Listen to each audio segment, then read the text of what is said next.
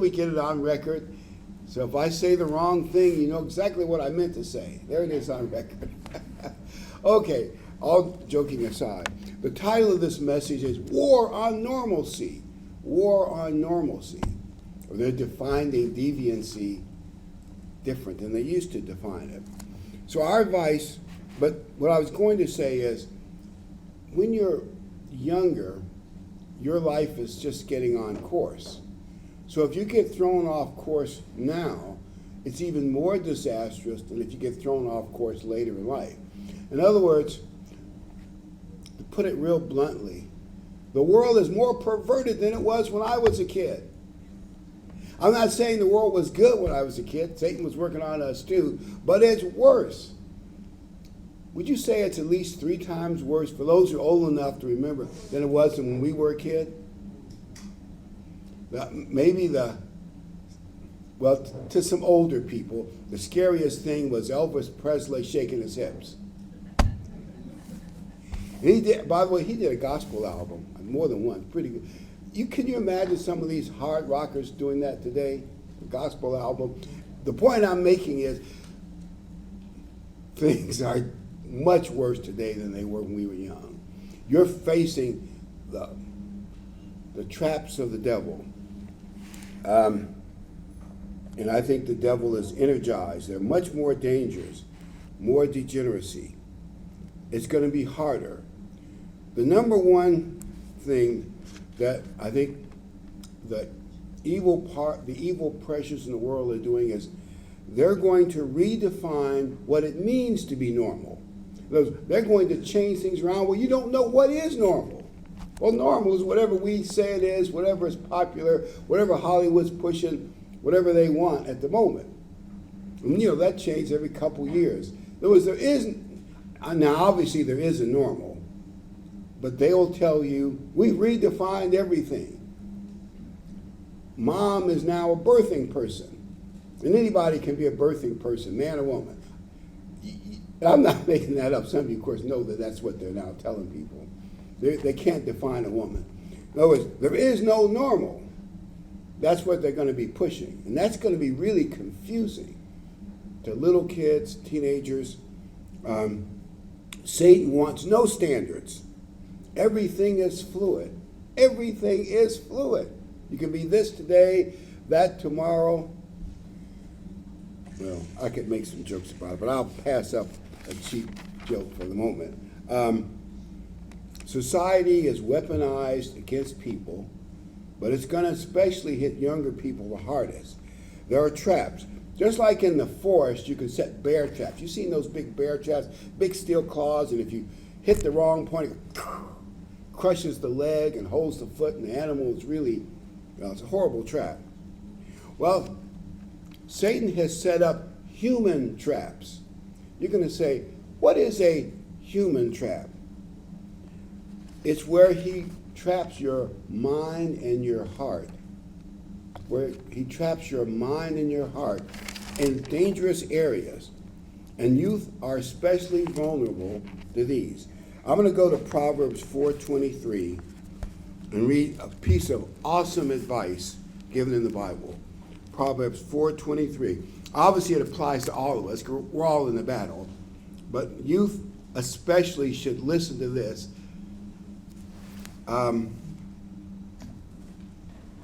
Above all else, Proverbs 4:23. Above all else, guard your heart. Now, what is the author saying? Above everything else, guard your heart.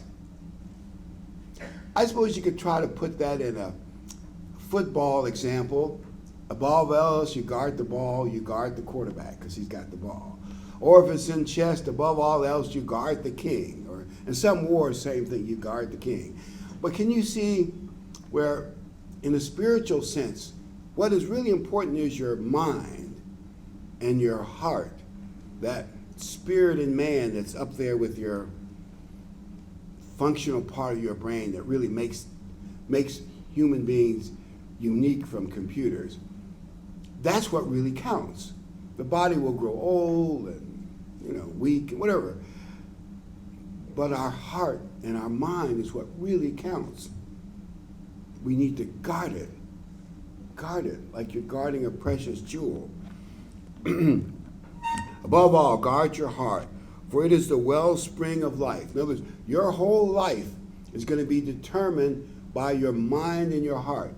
If the evil world gets to grip your mind and twist it in weird ways, your life is going to suffer from it. I know the world covers it up, so you probably can't see it too clearly. But I'm sure when an accurate history of this age is written, and they really tell us the cost of all these twisted, perverted concepts that are out there and alternate lifestyles, we will clearly see that it is not good for society, it's not good for the individual, not good for their offspring. Guard our hearts and our minds. Protect them. Do not learn to love decadence. Whatever kind of decadence it is, the one thing you do not want is to want it, learn it, crave it, get addicted to it. Do not love decadence. And this world is crawling with decadence. It's like an explosion. They're pumping it into. I was amazed when they had the big fight over the kindergarten bill in Florida. DeSantis said, wait a minute. For kindergarten through third grade, we don't need any discussion of sex and sexual orientation. And the media went crazy. But I said, wait a minute. We're talking about kindergarten kids. Some of them 4 and 5 years old.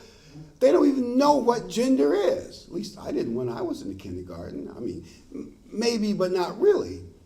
I mean, and the media went crazy attacking him in the state of Florida legislature. And the kids aren't learning reading, writing, and math and history. America's way down the list. And we're wasting precious time teaching little innocent kids. And then they mention some of the stuff that's in the library for those kids. Some sexual stuff that I don't even know what it is. Not that I want to know what it is. I mean, are we kidding? They're grooming. You think he's making this up. No, I'm not. I saw the media's response to, that's such common sense. You want to take these little kids and dump that stuff on them? That's what the world is doing. And anybody who tries to block it, he's bad, he's evil. Anyway, verse 25. Let your eyes look straight ahead. Fix your gaze directly before you. That's kind of a way of saying, look at the straight. I know straight is a bad word. To be heterosexual and straight is to be dull, stupid, and boring. I mean, that's what the world says, right? You don't think that, do you? But look straight ahead. Keep your eyes focused straight. Stay on the straight and narrow, right down the middle, not way off in this trap or way off in that trap. Fix your eyes straight ahead. Don't become vulnerable to all the decadence that's out here. Verse 26 and 27 of Proverbs 4. Make level paths for your feet and take only ways that are firm, firm footing. Some things are kind of squashy, queasy. You don't want to be walking on that stuff. Do not swerve to the right or to the left. Keep your feet from evil. Stay in the middle, in the balanced, secure middle ground. That's what he's saying. And there are traps everywhere. And I even wonder about cell phones. Is it kind of like a cord to lead people into different traps? Obviously, cell phones are good because it's like having a computer library right there at your hand.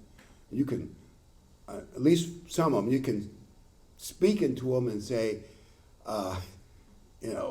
ask them some science question. It can often give you the answer.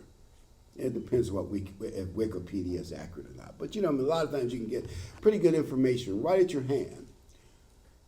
And everybody's got to have one. Though I don't use them as much as I should, as my son tells me. But anyway.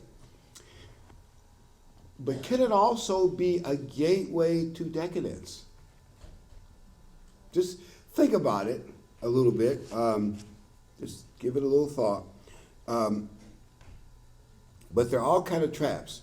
I think the number one trap for the human heart is atheism. Now, I want to just tell you a quick atheist story. It's not original, but I like it anyway.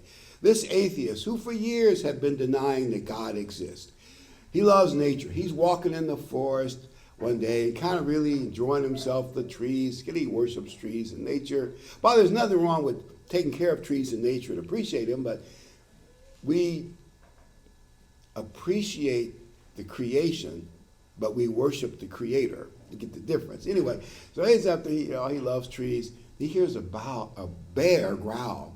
He looks over his shoulder. Not that far away is a grizzly bear, big one. And he starts running.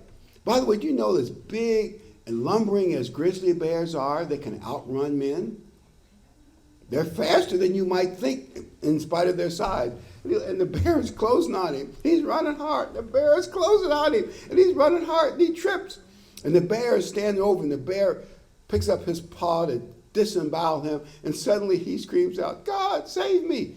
And suddenly everything freezes with the bear with his paw, with all those claws out. And God says, "What would you like me to do, my son?" and he says, "Well, all those years I denied that you existed. It'd be hypocritical of me to ask you, and I don't want to be converted anyway, to ask you to convert me to Christianity at this late state. But maybe you could convert the bear to a Christian." God said, "So be it, my son." And all of a sudden, the freeze is over, and they go back to live action. And the bear, instead of disemboweling him with his paw, he puts his two paws together. He bows and said, "Thank you, Father, for the food you have provided."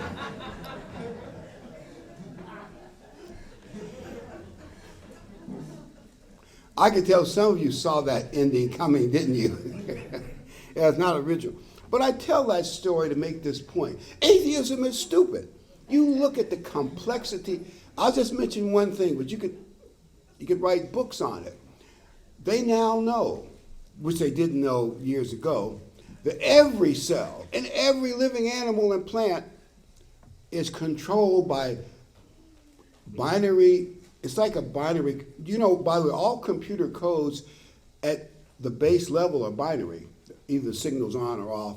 Anyway, the point is there's a binary code that decides everything that every cell will do. And then there's RNA, which converts the control mechanism to molecular machines inside your cell to make them do what they're supposed to do. Some cells just grow hair.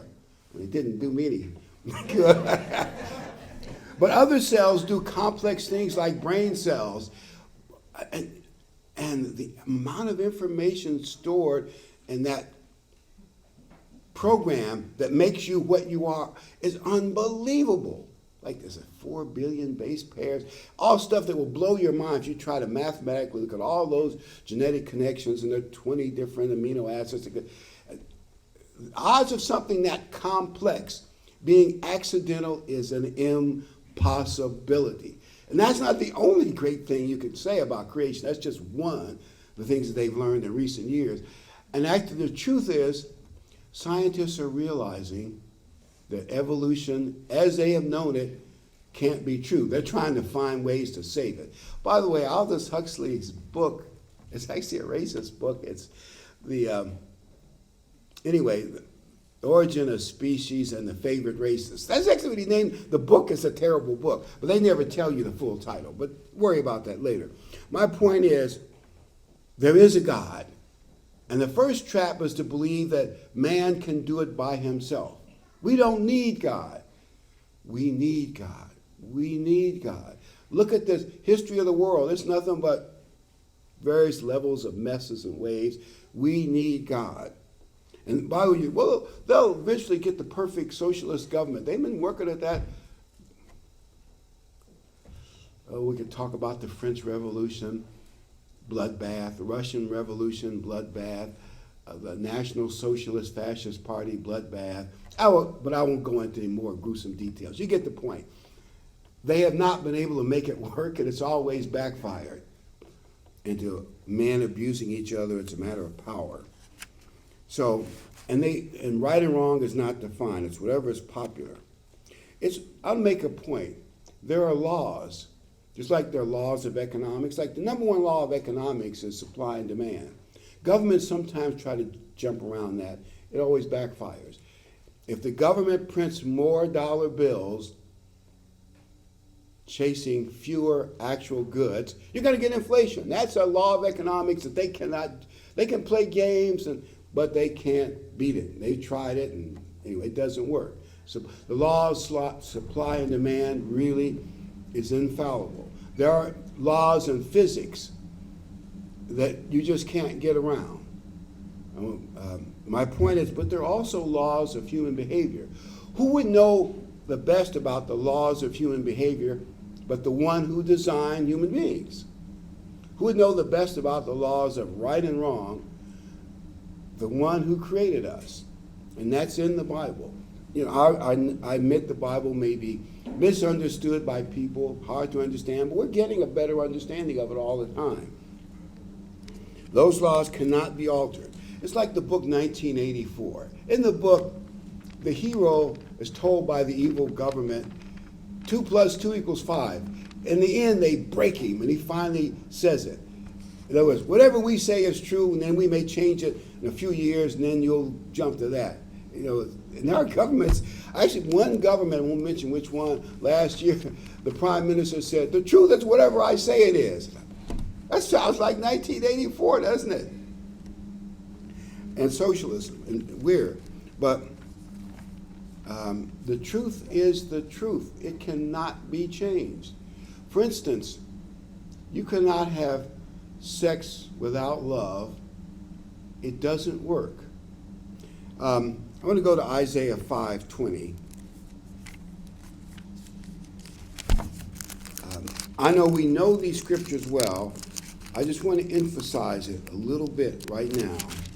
Isaiah 5:20, as an advice to all of us, but especially to youth, who are probably bombarded in public schools and in the media by all the late night show talk hosts and all these celebrities. And you know, just by the way, if you think of celebrities as your model of how to live, the only thing they have that I don't have is hair. They may have beautiful hair and great makeup, or maybe they've had plastic surgery. They don't know anything. You know, just a pretty face with a pretty head of hair. They really don't. Isaiah 5:20. Woe to those who call evil good and good evil, who put darkness for light and light for darkness, who put bitter for sweet and sweet for bitter. We're going to flip good and bad. We're going to flip them. What you used to think of was bad is now good. Defund the police is a good thing. Redefining law enforcement is a good thing. We're now reaping the whirlwinds of that stupidity. Don't you see it? Depends on which city you're in. You know, I think Florida didn't go for that. They didn't attack their police force, but maybe they're the one state that is doing much better than others. But the point I'm making is they're turning truth upside down and teaching it, and people are believing it in many, many issues. And the young people need to be aware of that. Don't trust the media. Do not trust the media. Do not trust higher education when it comes to social sciences and those kinds of things. And even to some extent, we've learned to our dismay, you cannot even completely trust the medical profession. When it comes to this COVID thing, certain people saw political advantages, and the medical profession went along with it. My opinion, when you study it very, very carefully, they kept scaring people longer than they needed to be scared because they gave certain political politicians power to do things with elections and do things in other ways too that are good for what they wanted, as one radical said. She was so thankful for COVID because it gave them the political background, and the medical profession, much of it went along with it. So what I'm saying is there are a lot of areas you cannot trust anymore. You can't trust anymore. I hate to say it, the teachers union cannot be trusted. They are a radical socialist. They were eager to cancel school. Well, they got paid, of course. One of their leaders was caught vacationing in the Caribbean while she was demanding strikes. One of them, who was demanding the schools be closed, he was a big-time union leader in California, but his kids were in private schools going to school. But the poor regular people's kids in public school, no, they can't be in school, it's too dangerous. I'm not making that up. These are all true facts. When I say these people cannot be trusted to tell you the truth, they cannot be trusted. NBC, ABC, you cannot trust them. Even the information about the war, I think they're just giving us one-sided propaganda. I mean, war is tricky business, so I don't know what will happen, what won't happen. I just don't trust them. And a lot of things that have been done have led to disaster. Verse 21, woe to those who are wise in their own eyes and clever in their own sight. Now they think they're so smart. They really do. One's in the ivory tower, or the billionaires and I call them the elites and the visionaries. You know, if you read Karl Marx's thing, he said about communism, he said the visionaries would be above the regular people, and they'd have stuff the regular people didn't, and they'd kind of run the system. The enlightened ones, he called them. Well, these enlightened visionaries who are running the elites, they think they're so smart, but they're going to lead the world into disaster. We may be on the verge of limited nuclear war. I hope that doesn't happen, don't get me wrong, but it could. Looking at the kind of people that are in charge, it is a possibility. You think, wow, this is, you talk about scary. Anyway, or they put people in the welfare and let a welfare check replace dad. You realize that much of the crime in the inner cities is because we have too many young men, and some young women too, but young men especially, who did not have an active dad in their life.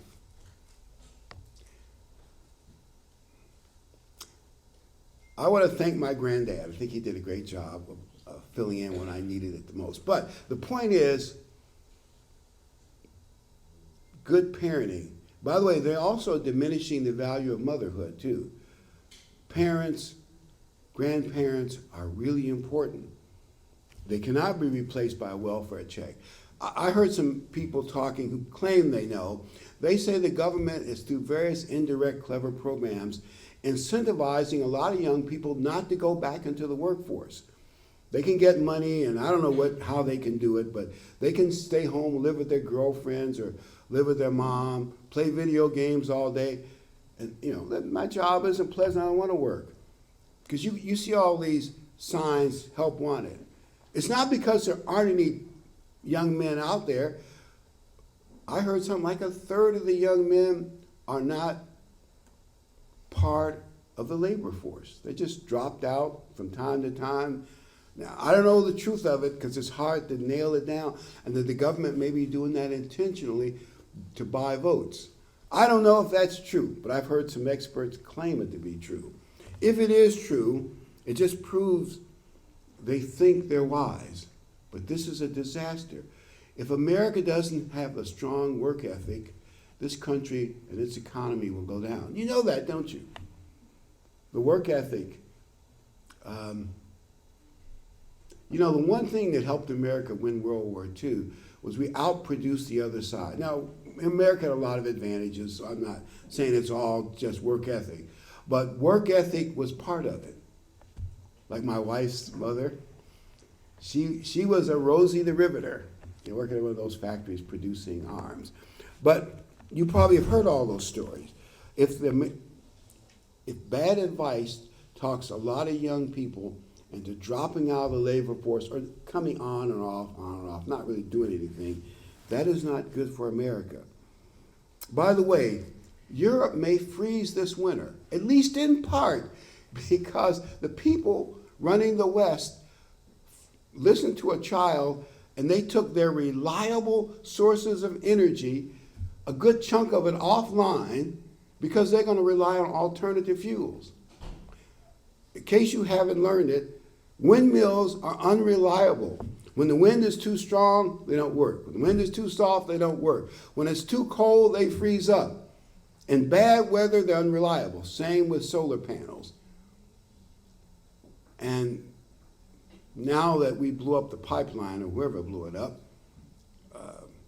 they don't see why the Russians would do it. The Russians, they can't even at the last minute get fuel from Russia.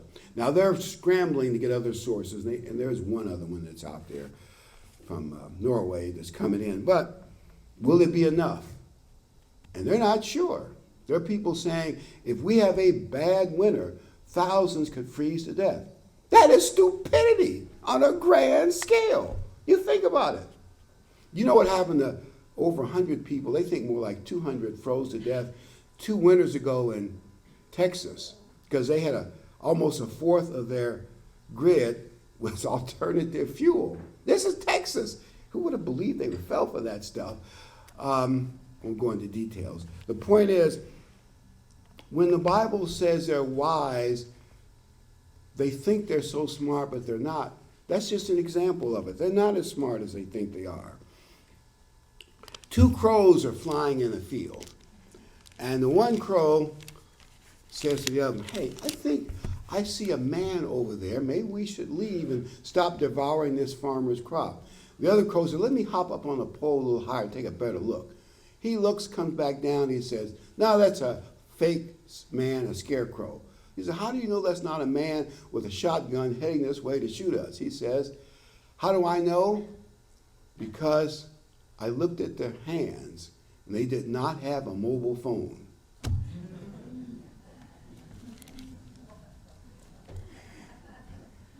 And when you're at airports, everybody, well, some have the little earpiece thing on, so you can't see the phone, but they got phones, and they're talking, it looks like they're talking to themselves, but everybody's on their phone. Used to be you get in an airplane, people talk to each other. No, everybody's looking at their phone. I'm not against it, but it's like we're electronically hooked up. And the people controlling this stuff, the big techs, are not a friend of godliness. They're more supporters of atheism and all the bad things in the world. So being hooked up to big tech all your life, I spend 10 hours a day looking at my smartphone. I don't know if that's so smart. You do not want to get addicted to your cell phone. I've heard of some young women, their parents took their cell phone away for a couple days. It was like a druggie without his drug. They went crazy. I think, wow, cell phone means that much?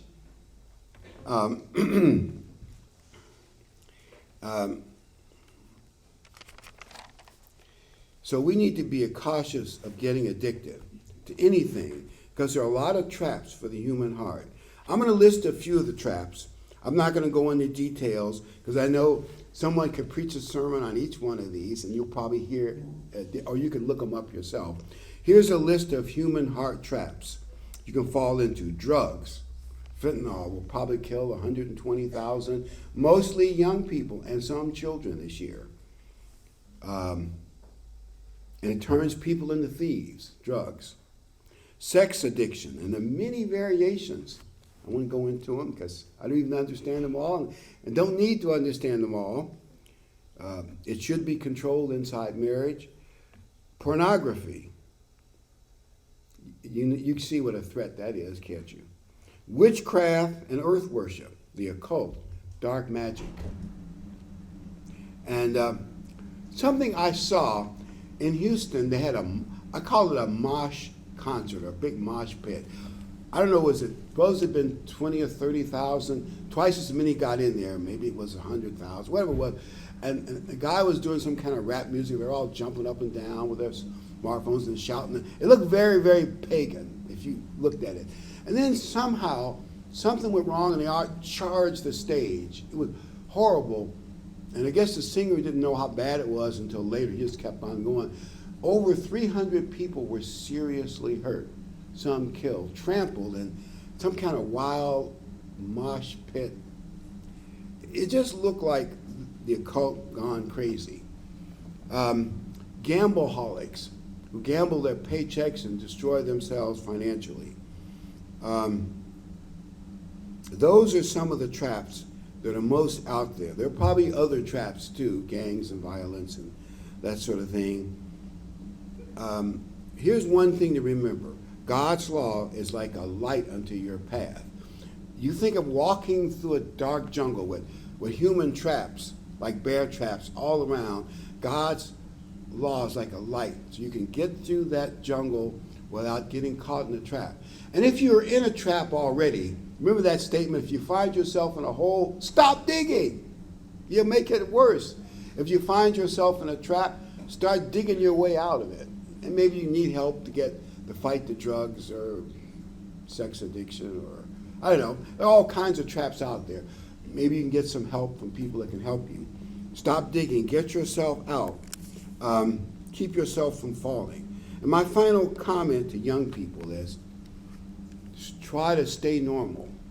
And it's going to be harder and harder to stay normal and not be careful and not fall into one of Satan's traps.